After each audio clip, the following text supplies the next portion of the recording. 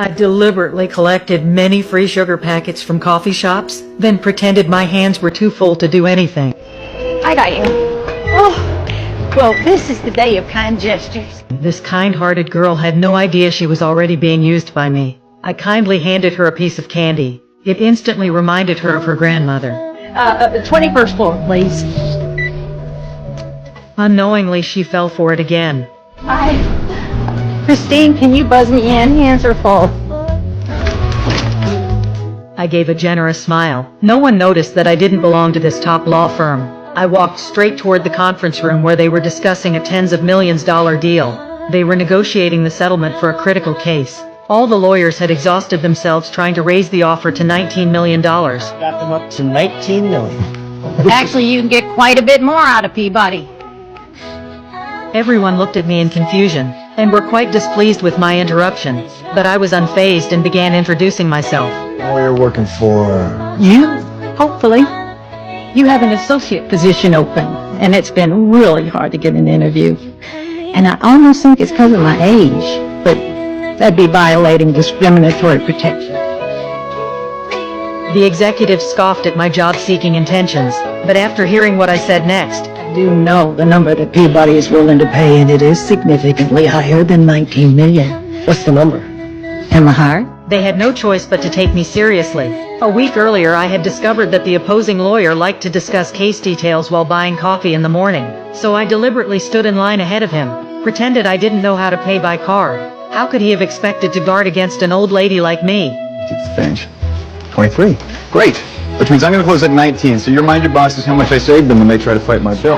And just like that, I successfully landed a 2-week trial. I knew very well they planned to dismiss me after 2 weeks. My new supervisor was very unhappy about my joining. Even her team members wouldn't look me in the eye, because what they wanted was a helper, not a burden. To gain my colleagues' approval, I went to the convenience store to buy condoms from the top shelf.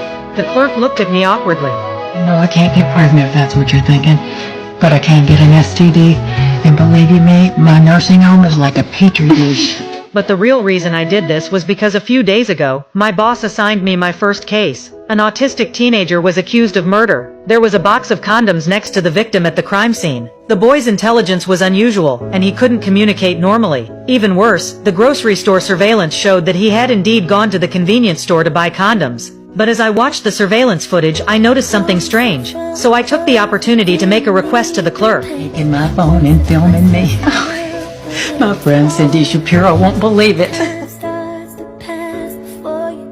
You got him. This footage helped me find crucial evidence. I was exactly the same height as that boy, but the video was completely different. He'd have to be on his tiptoes, reaching up for those condoms just like Miss Matlock, which means the footage was doctored. All that remained was the witness's testimony.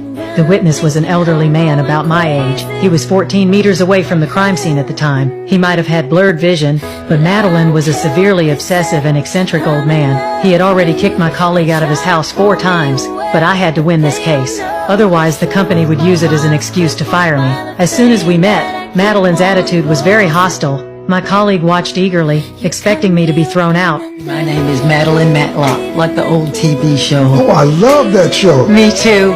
I quickly bridged the gap by talking about topics familiar to our age group. I immediately struck while the iron was hot. But first, do you mind me asking, who do you pay to clean? Because your home is absolutely immaculate. He was so flattered by my sincere praise that he lost his guard. Unknowingly, he revealed information to me. But what I didn't expect was that Madeline's eyesight was a perfect 5.0. Would you mind taking a look outside? Can you see my colleague? Sure can. Latino male, 5'10", give or take, brown eyes, nice tush. No chance of blurred vision. My colleague was convinced we would lose the case. She urged me to leave, but I insisted that Madeline recount the incident one more time.